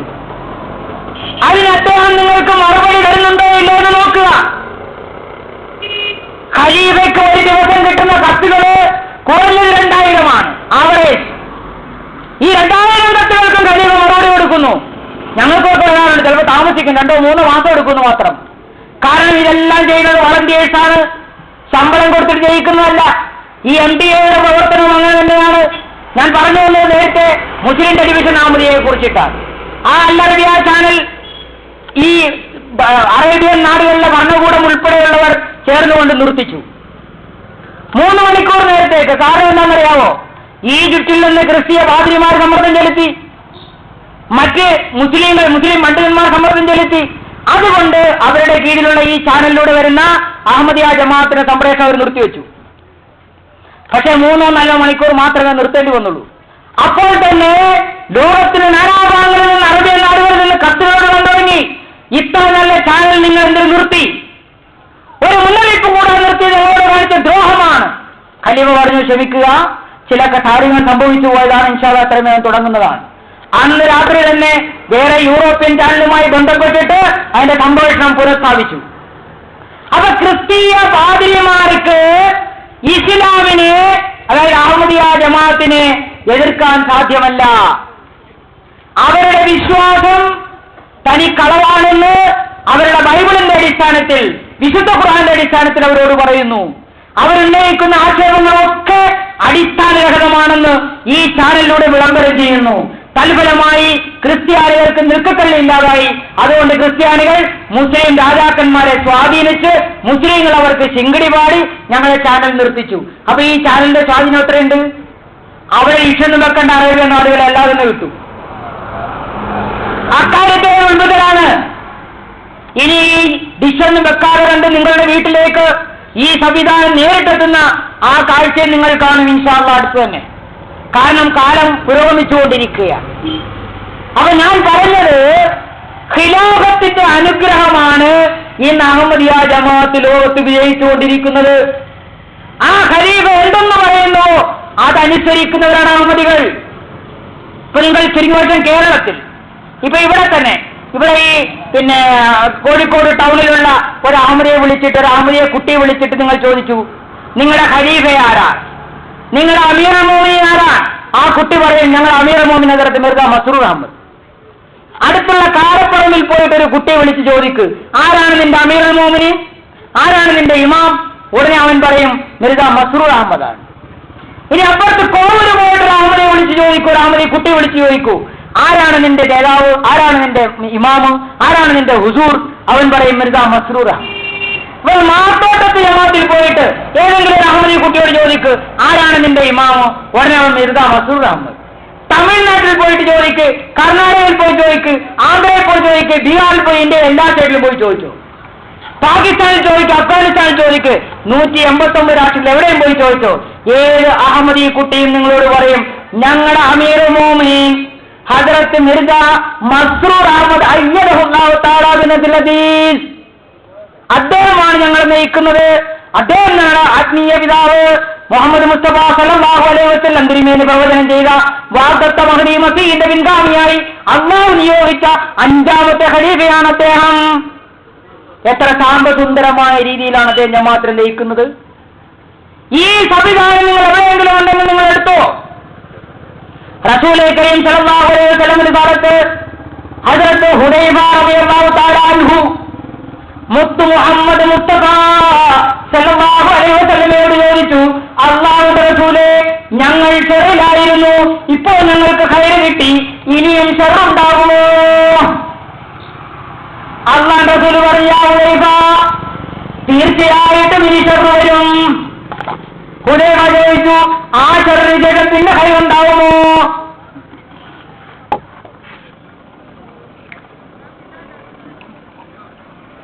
അല്ലാഹുവിന്റെ റസൂൽ പറഞ്ഞു പിന്നെയും ഖൈർ ഉണ്ടാവും. പിന്നെ ചോദിച്ചു പിന്നെയും ഉണ്ടാവുമോ? പറഞ്ഞു പിന്നെ ഷർറുണ്ടാവും. പിന്നെ ഖൈർ ഉണ്ടാവും. അപ്പോൾ ഹുദൈഫ റളിയല്ലാഹു അൻഹു ചോദിച്ചു അല്ലാഹുവിന്റെ റസൂലേ അങ്ങനെ ഒരു ഷർറിന്റെ കാലത്തിലേക്ക് ജീവിച്ചിരിക്കേണ്ടി വന്നാൽ ഞാൻ ആരുടെ കൂടെയാണ് നിൽക്കേണ്ടത്? അല്ലാഹുവിന്റെ റസൂൽ പറഞ്ഞു ഹുദൈഫ നീ ഒന്ന് കണ്ണോടിച്ച് നോക്കണം ചുറ്റും. കക്ഷി പ്രതികക്ഷികളായി പറഞ്ഞിരിക്കുന്ന ആ കാലത്ത് നിനക്ക് ആ സത്യ ജമാഅത്തിനെ കണ്ടെത്തണമെങ്കിൽ നിനക്ക് ഞാൻ ഉപദേശം തരികയാണ്. തൽസമു ജമാഅത്തുൽ മുസ്ലിമീന വ ഇമാമുഹും. ഹുദൈഫ നീ അന്വേഷിക്കുക ഒരു ജമാഅത്തിനെ. എങ്ങനെയുള്ള ജമാഅത്ത്? ഒരു ഇമാമുള്ള ജമാഅത്തിനെ. ഇമാമും ജമാഅത്തുമായ നമസ്കാരം മഗ്‌രിബ് കഴിഞ്ഞു, ഇശായും കഴിഞ്ഞു. ഇമാം മുമ്പിലുണ്ടെങ്കിലേ ഇമാമും ജമാഅത്തുമായിട്ട് നമസ്കാരം എന്ന് പറയൂ. അതിന് 27 ഇരട്ടി കൂലി അധികമാണ്. ഇമാമില്ല ഒറ്റക്കാണെങ്കിൽ 27 ഇരട്ടി കൂലി ഉണ്ടാവില്ല. അതാണ് ഇമാമും ജമാഅത്തും. അപ്പോൾ ഹുദൈഫ റളിയല്ലാഹു അൻഹുവിനോട് പറഞ്ഞു അല്ലാഹുവിന്റെ റസൂൽ മുത്ത് മുഹമ്മദ് മുസ്തഫ സല്ലല്ലാഹു അലൈഹി വസല്ലം പറഞ്ഞു നീ നോക്കുക ഇമാമും ജമാഅത്തുമുണ്ടോ? അപ്പോൾ ഹുദൈഫ റളിയല്ലാഹു അൻഹു ചോദിച്ചു അല്ലാഹുവിന്റെ റസൂലേ ഞാൻ അന്വേഷിച്ചു, എല്ലാവർക്കും തിരഞ്ഞു നോക്കി, പക്ഷെ കണ്ടില്ല. അങ്ങനെ ഒരു സാഹചര്യം വന്നാൽ ഞാൻ എന്ത് ചെയ്യണം? അല്ലാഹുവിന്റെ റസൂൽ പറഞ്ഞു ഹുദൈഫ നീ ഒരു കക്ഷിയിലും ചേരരുത്, ഒരു സംഘടനയിലും ചേരരുത്, ഒരു സംഘത്തിലും ചേരരുത്. കാട്ടിൽ പോയിട്ട് മരത്തിന്റെ വേര് ചവച്ചിറക്കി കഴിയേണ്ടി വന്നാൽ ഹുദൈഫ നിനക്ക് അതാണ് ഉത്തമം. സംഘത്തിൽ ചേരരുത്. ഇതൊക്കെ സംഘമാണെന്നുള്ളത് മുഴുവനും. ഓരോ സംഘടനയും ഓരോ സംഘമാണ്, ജമാഅത്തല്ല. ജമാഅത്ത് വേണമെങ്കിൽ ഇമാം ഉണ്ടാവണം. അതിൽ നമ്മൾ വ്യക്തമായിട്ട് മുസ്ലിങ്ങൾക്ക് കാണിച്ചു തന്നിരിക്കുന്നു. ലോകത്ത് സൂര്യപ്രകാശം പോലെ ഉയർന്നു നിൽക്കുന്ന ഒരു ദൃഷ്ടാന്തം എന്നോണം കാണിച്ചു തന്നിരിക്കുന്നു.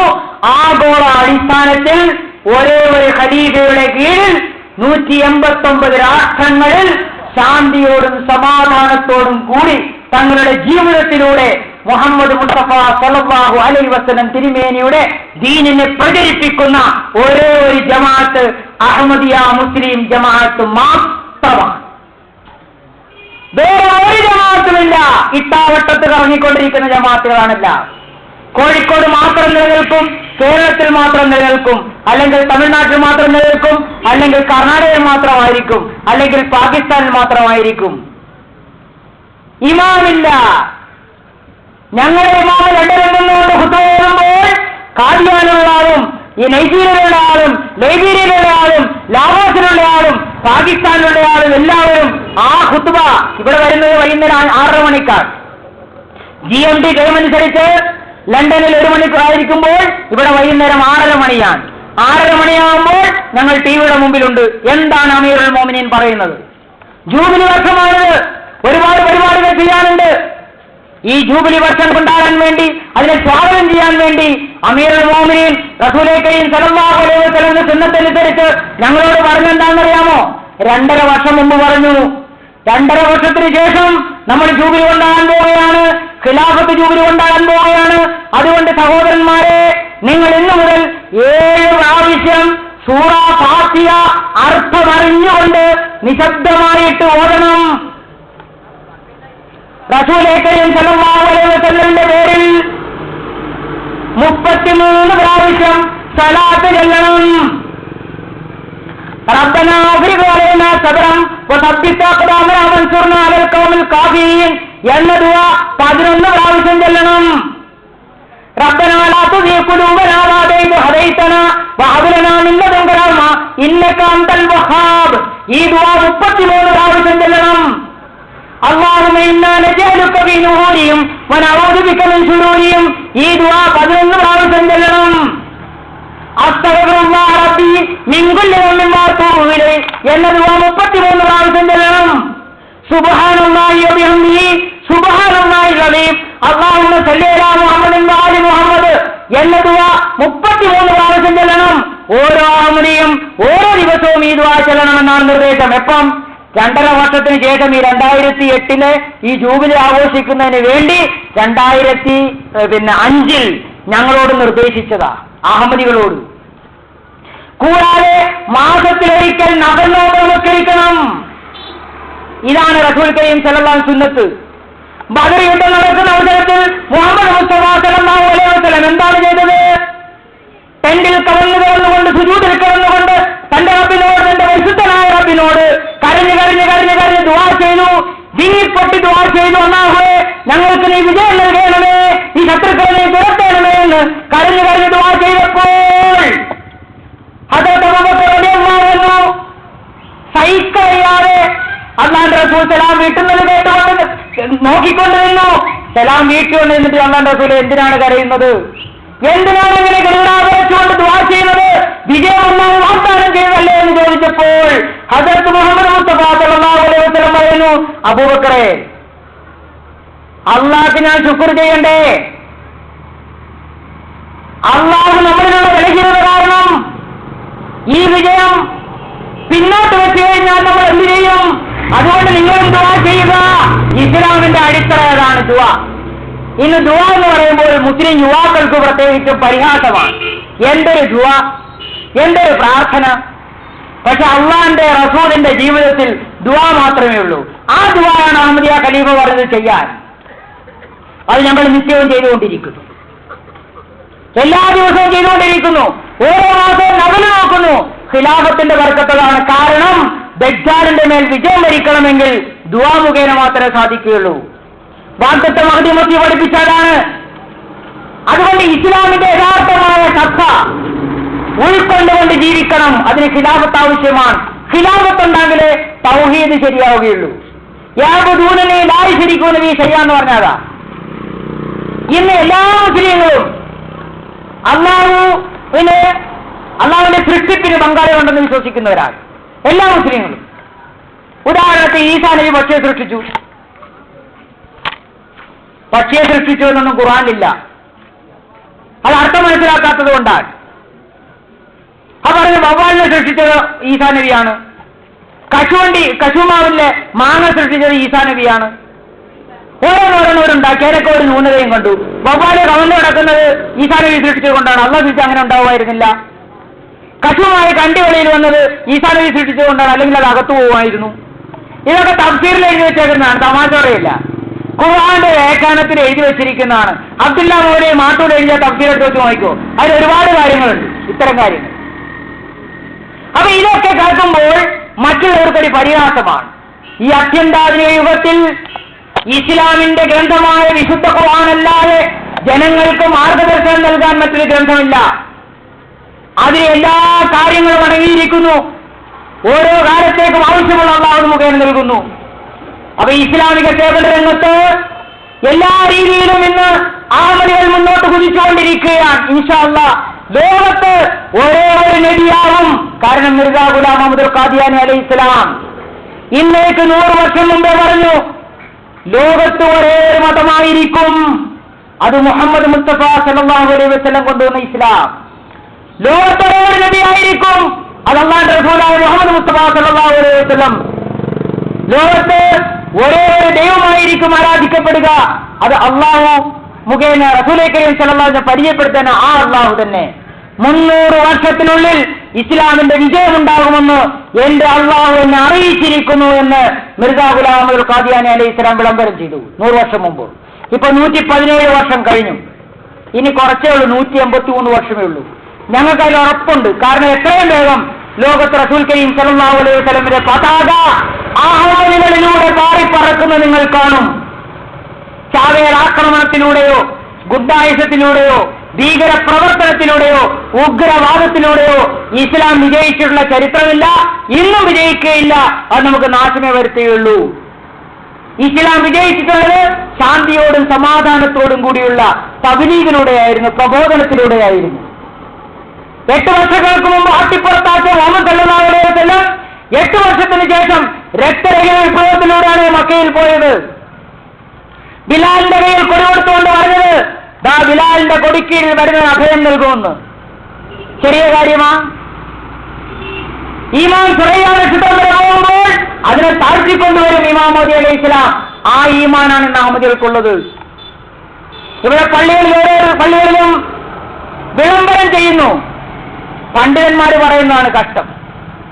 ഖാദിയാനികളുടെ ഗ്രന്ഥം വായിക്കരുത്, ഖാദിയാനികളുടെ പ്രസംഗം കേൾക്കരുത്, ഈമാൻ തെറ്റിക്കുന്നതാണ് ശൈത്താന്മാരാണെന്ന്. അള്ളാന്റെ റസൂല് കൊണ്ടുവന്ന സന്ദേശം, അള്ളാന്റെ റസൂല് കൊണ്ടുവന്ന ഈമാൻ, നിങ്ങളിലുള്ള ഈമാൻ 8 കാല് വരെയുടെ ഈമാനാ? ഒരു പ്രസംഗം കേട്ടുണ്ടെങ്കിൽ പൊട്ടിപ്പോവുക. അപ്പൊ അള്ളാന്റെ റസൂലിനേക്കാൾ ദാവൂദില്ല ശൈത്താനാണോ ശ്രേഷ്ഠൻ? എന്താ ഈ പറയുന്നത്? ഞങ്ങൾ പറയുന്നു, അഹമ്മദികളോട് പറയുന്നു, സുന്നികളുടെ ഗ്രന്ഥം വായിക്ക ആദ്യം, മുജാഹിദിന്റെ ഗ്രന്ഥം വായിക്കു പിന്നീട്, ജമാഅത്തെ ഇസ്ലാമിയുടെ ഗ്രന്ഥം വായിക്കു പിന്നീട്, കമ്മ്യൂണിസം വായിക്ക്, അമ്മയുടെ ഗ്രന്ഥം വായിക്ക്, ശ്രീ രവിശങ്കറിന്റെ ഗ്രന്ഥം വായിക്ക്. ഈ ഈമാൻ പൊട്ടൂല. കാരണം അള്ളാന്റെ റസൂല് സൽമാനിൽ ഫാരിസിയുടെ തോളിൽ കൈവച്ചുകൊണ്ട് പറഞ്ഞു, ലൗ കാനൽ ഈമാനു ഇൻദ സുറയ്യ ലനാലഹു റജുലുൻ മിൻ ഹൗലായി. ഒരു കാലം വരും, അന്ന് ഈമാൻ സുറയ്യ നക്ഷത്രം വരെ ഉയർന്നു പോകും. പക്ഷേ ഇദ്ദേഹത്തിന്റെ പരമ്പരയിൽപ്പെട്ട, ഇദ്ദേഹത്തിന്റെ വംശത്തിൽപ്പെട്ട ഒരാൾ അതിനെ താഴ്ത്തിക്കൊണ്ടുവരും. ഇന്ന് ഈമാൻ ഇല്ലാത്തതിന്റെ പേരിലാണ് ഈ പറയുന്നത് ഖാദിയാനികളുടെ ഗ്രന്ഥം വായിക്കരുത്, അത് വായിച്ചാൽ വഴിതെറ്റിപ്പോവും. ഞങ്ങൾ അഹമ്മദികളോട് പറയുന്നത്, ഏതെങ്കിലും ഗ്രന്ഥം വായിച്ചാലോ ഏതെങ്കിലും പ്രസംഗം കേട്ടാലോ അഹമ്മദികളായ നിങ്ങളുടെ ഈമാൻ തെറ്റുന്നെങ്കിൽ നിങ്ങൾ അത് സ്വീകരിക്കണം, നിങ്ങൾ അത് സ്വീകരിച്ചുകൊണ്ട് പോകണമെന്നാണ് ഞങ്ങൾ പറയുക. കാരണം ഞങ്ങൾക്കിടെ എഗ്രിമെന്റ് ഒന്നുമില്ല. അള്ളാഹ് എഴുതി കൊടുത്തിട്ടില്ല ഇത്ര പേരെ ഇങ്ങനെയാക്കാം അത്ര പേരെ ഇങ്ങനെ. അത് അള്ളാന്റെ കയ്യിലുള്ള കാര്യമാണ്. അതുകൊണ്ട് അവർക്ക് പേടിയാണ്. കാരണം എന്ത്? അവിടുത്തെ അംഗസംഖ്യ കുറഞ്ഞാൽ അവിടെ പ്രശ്നമാവും. നിങ്ങൾ പേടിക്കണ്ട എന്റെ മൗലവിമാരെ, നിങ്ങൾക്ക് അല്ലാഹു തആല ഈ ഖിലാഫത്ത് മുഖേന ആത്മാഭിമാനത്തോടുകൂടി അന്തസ്സോടുകൂടി ജീവിക്കാനുള്ള സംവിധാനം ഈ ഖിലാഫത്തിൽ വാഗ്ദാനം ചെയ്യുന്നു. ഈ ഖിലാഫത്ത് നിങ്ങൾ ഒരിക്കലും കൈയൊഴിക്കുകയില്ല, നിങ്ങൾക്ക് അന്തസ്സ് നൽകും, അഭിമാനം നൽകും. എന്നെ പോലെ ഇസ്ലാമിക പ്രചാരണ രംഗത്ത് ഓരോ ഭാഗത്തേക്കും ആരുടെ മുമ്പിൽ മുട്ടുമടക്കാതെ പ്രവർത്തിക്കാനുള്ള കഴിവ് ഈ ഖിലാഫത്ത് നിങ്ങൾക്ക് നൽകുമെന്ന് ഞാൻ വാഗ്ദാനം ചെയ്യുകയാണ്. അതാണ് ഖിലാഫത്തിന്റെ ബർക്കത്ത്. അതുകൊണ്ട് പഠിക്കുക, വളരുക. എവിടെയാണ് ഈമാനെന്ന് നോക്കുക. എത്ര ഷഹീദുമാരുണ്ട് ലോകത്ത്? അഹമ്മദികള് ഒരുപാട് ആളുകൾ ഷഹീദാക്കിയിട്ടുണ്ട്. പക്ഷെ അഹമ്മദികൾ പിന്നോട്ട് പോകുന്നില്ല. കാരണം അതൊരു ദർജയാണ്, അത് കിട്ടിക്കോട്ടെ, ശാന്തിയോടും സമാധാനത്തോടും കൂടി മുന്നോട്ട് പോവുകയാണ്. പക്ഷെ അഹമ്മദിയ ജമാഅത്തിനെതിരിൽ എത്ര ഭരണകൂടങ്ങൾ രംഗത്ത് വന്നു നിങ്ങൾക്കറിയുമോ? ഇവിടെ ഞാൻ നേരത്തെ പറഞ്ഞു 1974 ഭൂട്ടോ അഹമ്മദികളെ കാഫിറാക്കി എന്ന് മാത്രമല്ല അഹമ്മദികളെ പീഡിപ്പിക്കുകയും ചെയ്തു. അവസാനം ഭൂട്ടോയുടെ ഗതി എന്താണ്? പിന്നെ ഇദ്ദേഹം വന്നു സിയാഉൽ ഹഖ് എന്നത് 1984 അഹമ്മദികൾക്കെതിരെ ഓർഡിനൻസ് കൊണ്ടുവന്നു. ആ ഓർഡിനൻസിലൂടെ എന്താ ചെയ്തത്?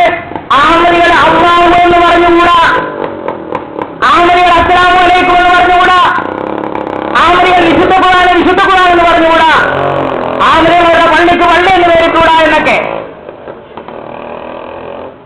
കൈറോയിൽ ചേർന്ന ഉച്ചകോടിയിൽ റാബിത്തത്തുൽ ആലമീനിന്റെ സംഘടനയിലേക്ക് ഒരു സന്ദേശം വെച്ച് സിയാഉൽ ഹഖ്.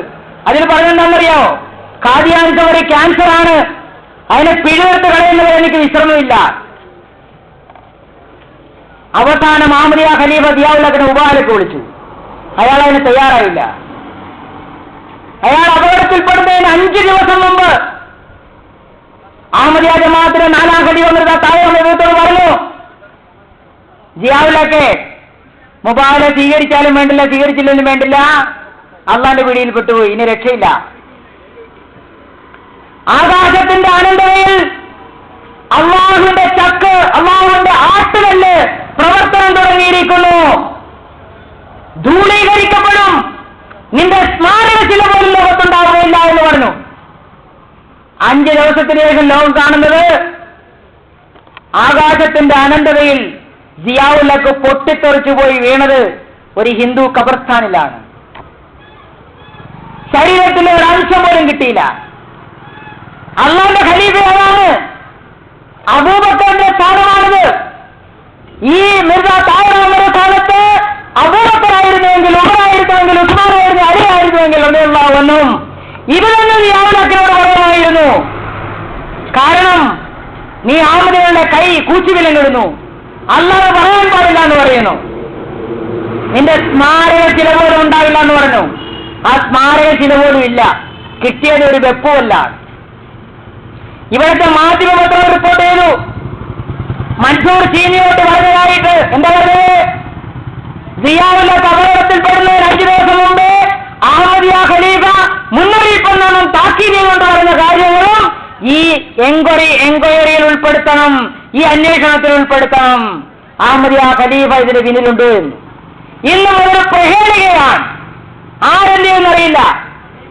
എങ്ങനെയുള്ള പ്ലെയിനായിരുന്നു അത്? അമേരിക്കക്കാരുണ്ടായി കൊടുത്ത പ്ലെയിൻ. ഒരു എഞ്ചിൻ ഓഫായാൽ അടുത്ത എഞ്ചിൻ ഓണാവും, ഓട്ടോമാറ്റിക്. എല്ലാ സംവിധാനം ആകാശ ദുർഗമായിരുന്നു. പക്ഷെ പൊട്ടിത്തെറിച്ചു പോയി. അഹമ്മദികളുടെ ഈമാൻ ദൃഢീകരിക്കുന്ന അങ്ങനെയാണ്. അങ്ങനെ മുഹമ്മദ് മുസ്തഫ സല്ലല്ലാഹു അലൈഹി വസല്ലം തിരുമേനിക്ക് അള്ളാഹുമായിട്ട് ബന്ധമുണ്ടായിരുന്നു. അബൂബക്കർ റളിയല്ലാഹു അള്ളാഹുമായിട്ട് ബന്ധമുണ്ടായിരുന്നു.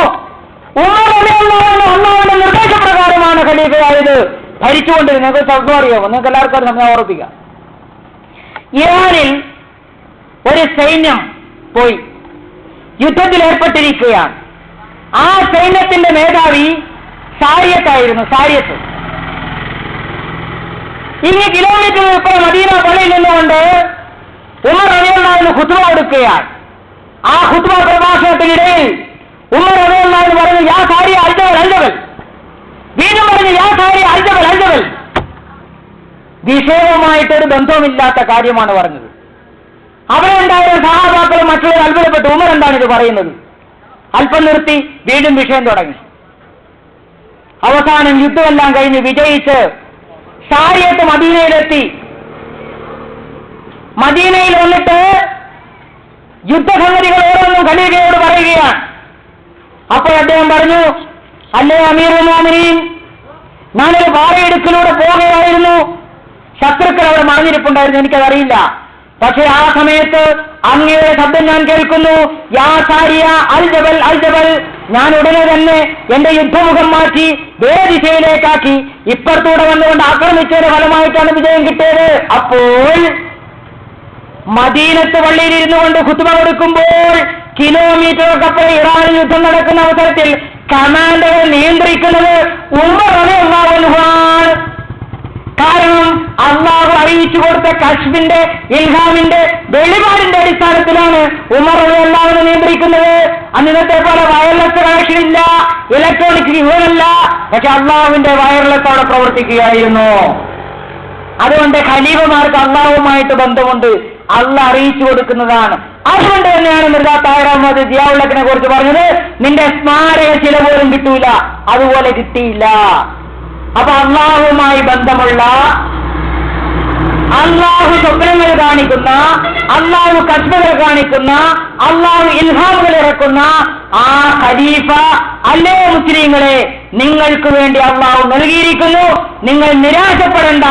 തുർക്കി ഖിലാഫത്ത് പോയെങ്കിൽ പോകട്ടെ, പക്ഷെ അള്ളാഹു വാഗ്ദത്തമാവധിയിലൂടെ നിങ്ങൾക്ക് ഒരു സുമോഹനമായ ഒരു അന്തരീക്ഷം, ഒരു മനോഹരമായ ഇസ്ലാമിക ജീവിതം നിങ്ങൾക്കും നിങ്ങളുടെ കുട്ടികൾക്കും നിങ്ങളുടെ സ്ത്രീകൾക്കുമൊക്കെ അന്തസ്സോടും അഭിമാനത്തോടും കൂടി ഞാൻ മുസ്ലിമാണെന്ന് പറഞ്ഞ് ജീവിക്കാൻ പറ്റിയ അന്തരീക്ഷം ഇവിടെ ഖിലാഫത്തിലൂടെ സൃഷ്ടിച്ചു തന്നിരിക്കുകയാണ്.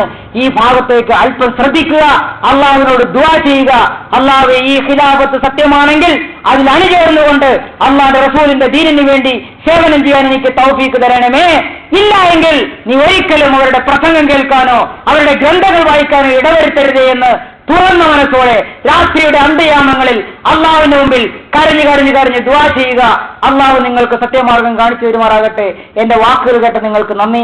വആഖിറു ദഅവാനാ അൽഹംദുലില്ലാഹി റബ്ബിൽ ആലമീൻ.